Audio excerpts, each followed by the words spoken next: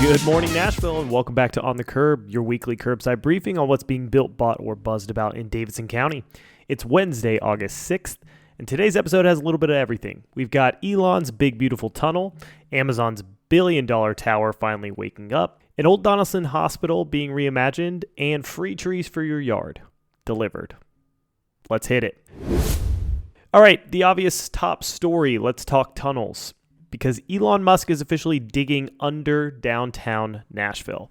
Last week, the Boring Company announced a 10-mile underground loop that'll connect BNA to downtown in just 8 minutes. Sounds slick, right? No tax dollars involved, all privately funded, and it's being pitched as a high-tech traffic solution. But here's where things get interesting.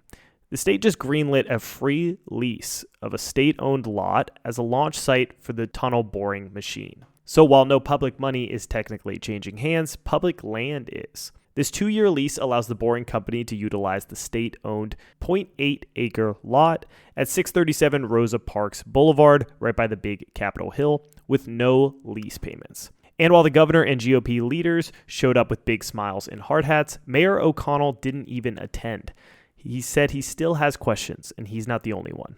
Because let's be real, this announcement comes less than a year after Nashville voted in the Choose How You Move transit plan, a public initiative that's supposed to focus on buses, walkability, and neighborhood-driven solutions. So when Elon rolls in with the futuristic shuttle that'll mostly serve tourists and business travelers, it's fair to ask who this is really for. Common concerns include the unknown environmental impact, the potential for flooding or collapse inside of the tunnel, and others criticized privatization of transportation. Supporters say it's a cool alternative to the gridlock Murfreesboro Pike, but critics call it a privatized transit cosplay. Construction starts soon. Whether it turns into real progress or just a shiny PR tunnel, we'll see. Let me know what you think in the comments. Heading downtown to a familiar giant, Amazon. After a multi-year pause, they've pulled $13 million in permits for the interior build-out of their second tower in Nashville Yards. This thing has been sitting idle since 2022, but now floors 8 through 13 are getting a full office build, and a second permit covers demolition and interior work for multiple parking levels. It's a big signal that Amazon's recommitting to Nashville's hub. The space is at 201 Platform Way North. They're also reportedly leasing an entire floor of the CAA office building nearby. If you've walked that area recently and thought, what's going on with that big blank tower? Well, something finally is. Moving over to our coffee shops. If you're a fan of coffee shops with vibes, then this one's definitely for you. Now and Then Coffee, which has been operating as a tiny tasting bar inside Audrey in Cleveland Park, is opening its first brick and mortar shop. And they're landing right next door to Attaboy off of Main Street in East Nashville. The concept is experience forward. Think curated flights, educational tasting, a little coffee omakase.